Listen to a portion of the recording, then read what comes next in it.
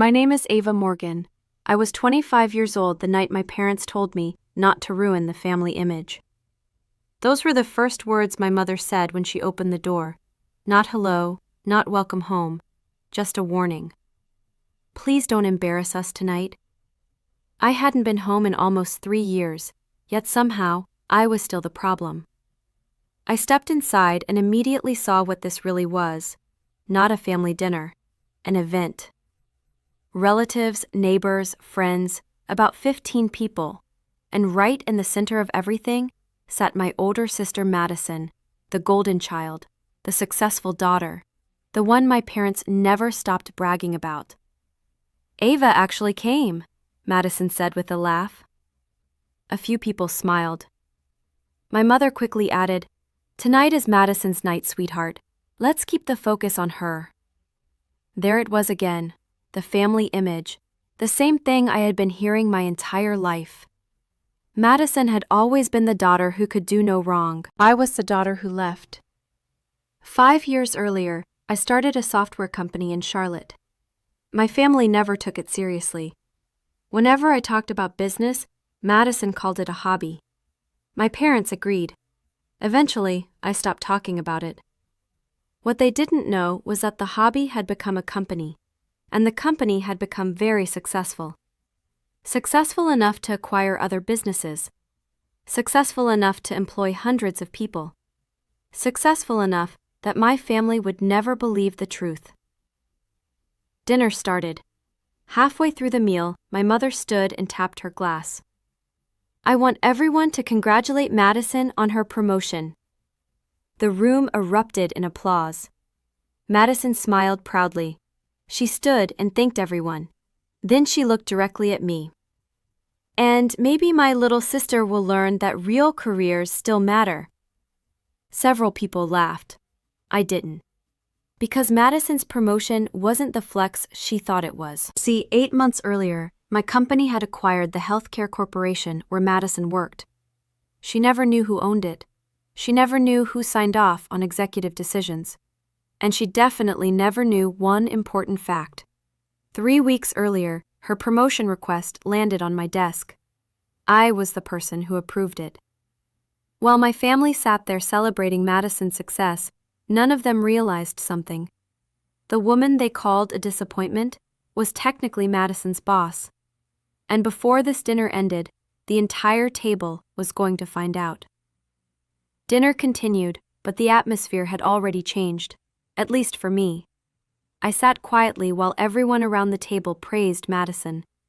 My mother talked about her leadership skills. My father talked about her work ethic. Even my Aunt Linda joined in. Madison was always destined for something big. Madison smiled modestly, or at least pretended to. Then she looked at me. "So, Ava, are you still doing freelance computer work?" I knew exactly what she was doing. She wasn't asking.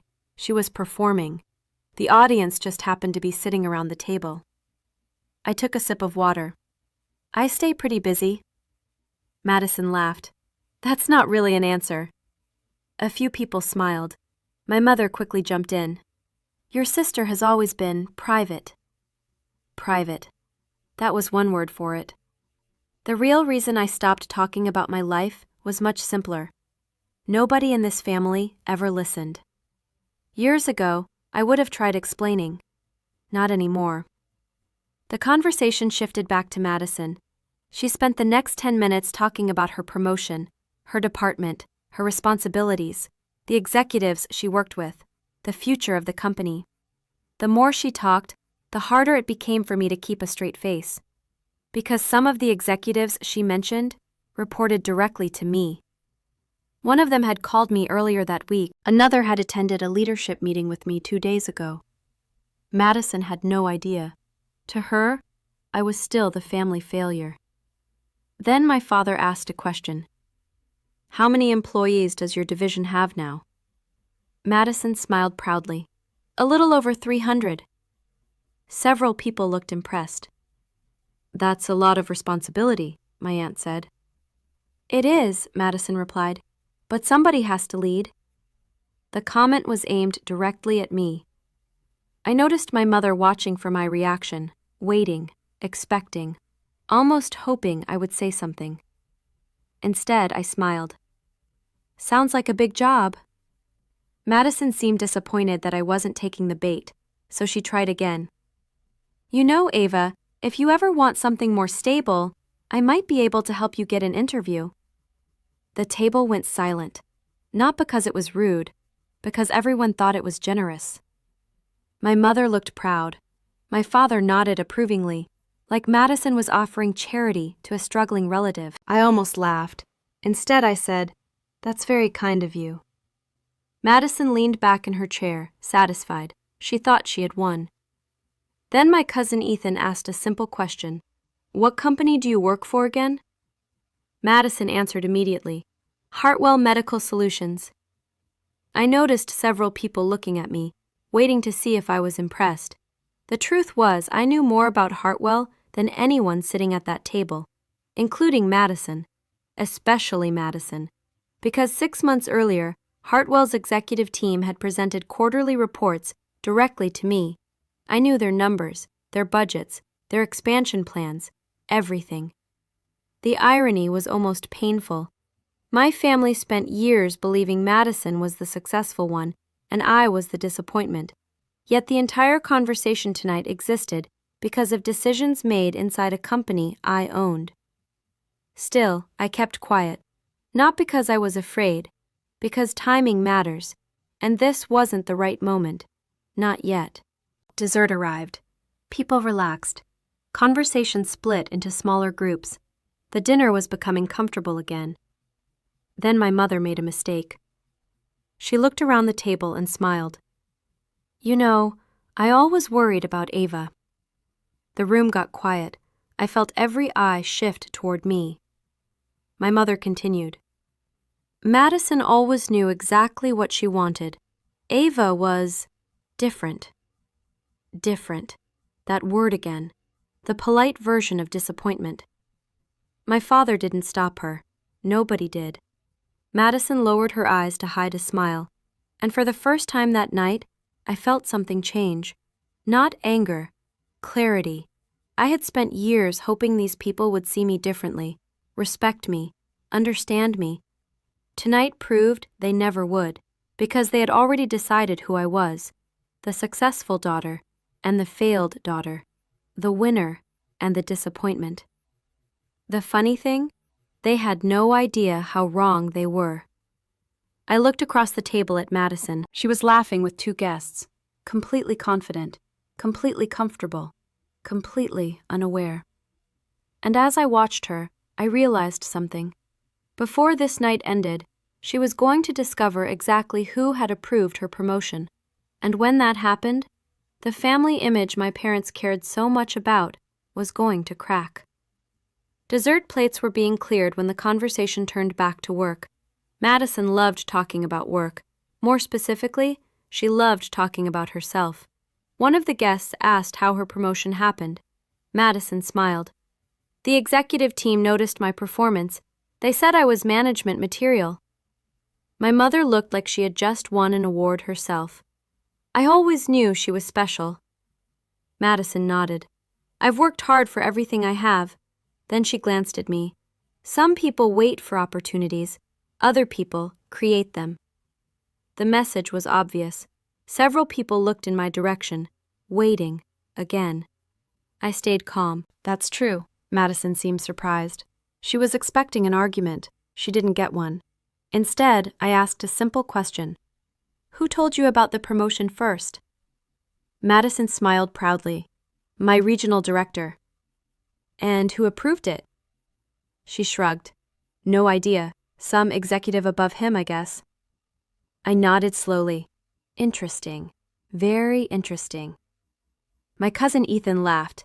That's probably somebody making millions a year. The table chuckled. Madison joined in. Whoever it is, I'd love to meet them someday. I almost smiled. Someday was getting very close. A few minutes later, my father stood to refill his coffee.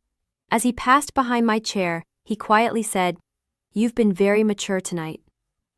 I looked up at him. Mature? You know what I mean. I did. He meant silent. In my family, those two words meant the same thing. Meanwhile, Madison was still entertaining the room, talking about leadership, business, success, future promotions. The more she talked, the more confident she became. Finally, she looked directly at me again. You know what's funny? I already knew it wasn't going to be funny. What? She smiled. When we were younger, Mom used to worry about me. My mother laughed. That's true. Madison continued. Then we became adults, and somehow our roles reversed. A few people laughed, not loudly, but enough. Madison wasn't finished. I mean, let's be honest. If someone asked which daughter would become successful, nobody would have guessed Ava. More laughter. My mother didn't stop it. My father didn't stop it. Nobody stopped it. I sat there for a moment. Then I reached into my purse. Not dramatically, calmly. My mother immediately noticed. Ava? I ignored her, pulled out my phone, unlocked it, and placed it face down beside my plate. Madison frowned. What are you doing? Nothing. The answer was technically true, for now. A minute later, my phone vibrated, then again, then a third time. I looked at the screen. Perfect timing. The executive leadership group chat. Messages from Hartwell's senior management team. One of the names made me smile. The same regional director who had informed Madison about her promotion. Madison noticed my expression. What? I turned the screen off. Work, she laughed. Must be important. It is. Something about my tone made her pause. For the first time all evening, she looked uncertain. Only for a second. Then the confidence returned. Because why wouldn't it? As far as Madison knew, she was the most successful person in the room. My mother suddenly raised her glass. I just want to say one more thing. Everyone looked toward her. She smiled proudly at Madison. I've never been more proud of a daughter than I am tonight. The words hit the room softly, but they hit me hard. Not because they hurt, because they finally removed all doubt. For years I had wondered if maybe I was imagining it. Maybe they loved us equally. Maybe I was being unfair. Maybe I was too sensitive. Not anymore. My mother had just answered every question, publicly, clearly, without hesitation. Madison reached over and squeezed her hand. The picture-perfect family moment. Exactly what my parents wanted everyone to see. I looked around the table, then at my phone, then back at Madison. The truth was sitting less than 3 feet away from her, and she still had no idea.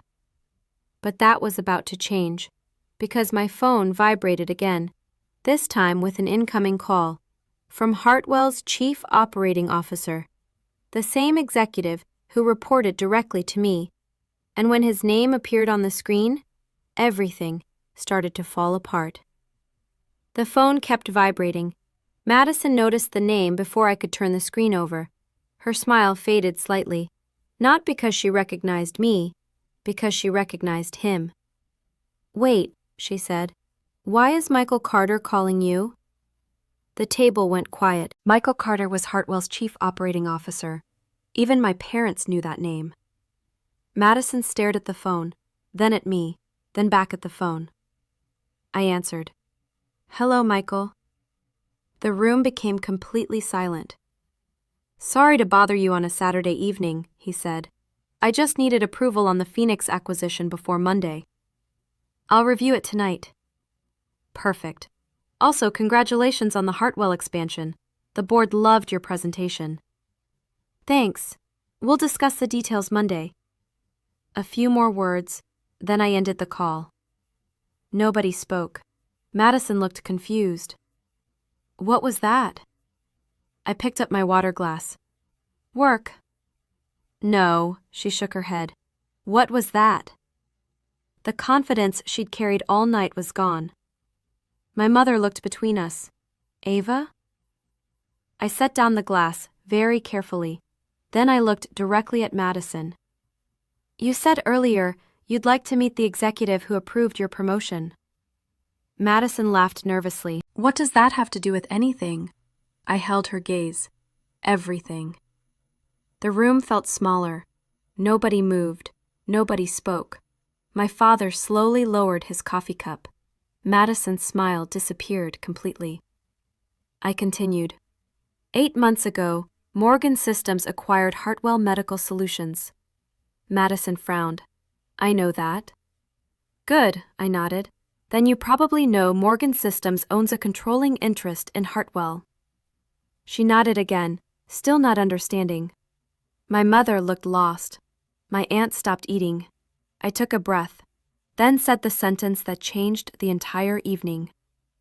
I founded Morgan Systems. Silence. Absolute silence. Madison blinked. Once, twice, then laughed, a short, nervous laugh. That's not funny. I'm not joking. Nobody at the table moved. My father stared at me. My mother looked genuinely confused. Madison shook her head. No. I reached into my purse, pulled out a business magazine, folded to a specific page, and placed it in front of her. 3 months earlier, I had been interviewed after one of our acquisitions. My photograph filled half the page. My name was printed underneath. Founder and Chief Executive Officer, Morgan Systems. Madison looked down, then back at me, then down again. The color drained from her face. My mother grabbed the magazine. Her eyes widened. My father took it next. His hands actually shook. The room remained silent for nearly 10 seconds. Then my cousin Ethan spoke. You own the company? Yes. His jaw dropped. Like, the whole company? A controlling share. Nobody knew what to say. For years they had believed I was struggling. For years they had believed Madison was the successful daughter. And now that story was collapsing right in front of them. Madison stared at me. You approved my promotion? Yes. No, her voice cracked. No, somebody would have told me. I almost smiled. Why would they? She had no answer, because there wasn't one. To Hartwell, she was one employee among hundreds. To the executive team, promotion approvals came from ownership, not from family, not from personal relationships, just business. Madison sat back in her chair, completely speechless, for the first time in her life. My mother looked at me. Ava, why didn't you tell us? There it was, the question I knew would come.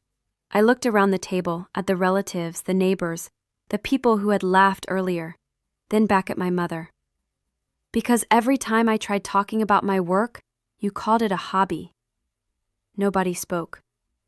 My father lowered his eyes. My mother opened her mouth, then closed it again, because she remembered. They all remembered. And suddenly the jokes didn't seem very funny anymore.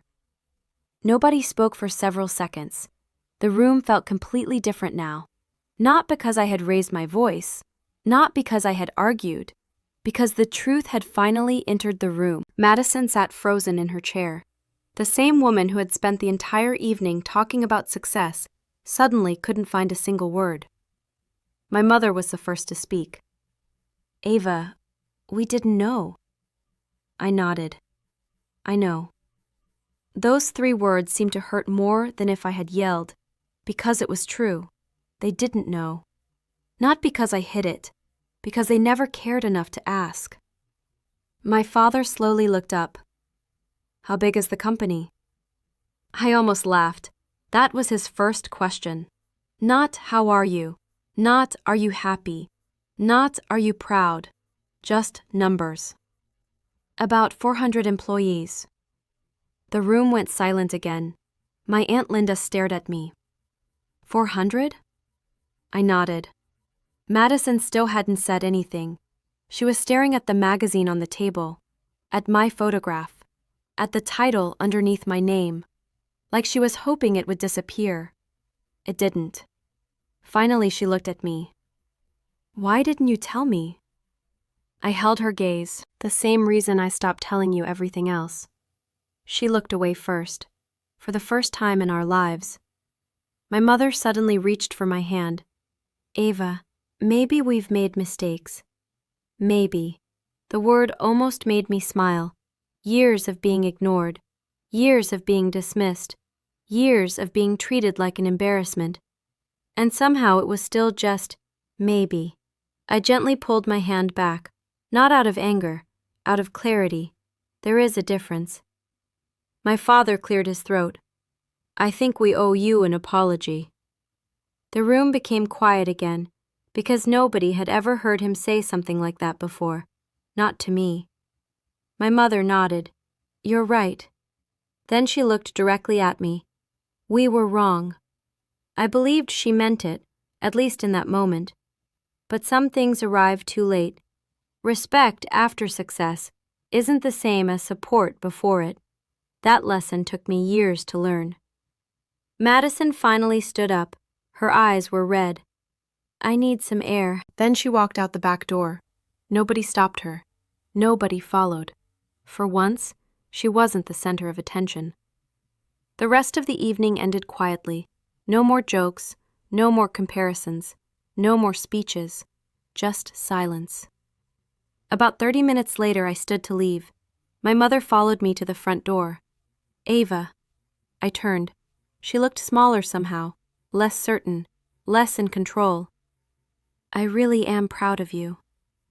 I believed she meant that too, but again, some things arrive too late. I smiled politely. Good night, Mom.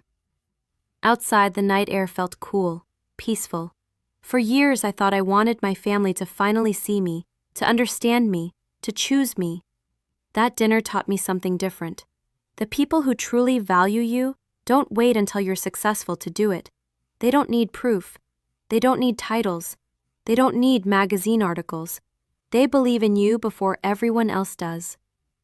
As I walked toward my car, my phone buzzed. A text message. From Madison. Only 6 words. I didn't know. I'm sorry. I stared at the screen for a moment, then locked the phone. Not because I hated her, not because I wanted revenge, because for the first time in a very long time, I didn't need anything from her, or from any of them. I got into my car, started the engine, and drove away. Behind me was the family image they had spent years protecting. Ahead of me was the life I built without their approval. And for the first time ever, that was enough. The end.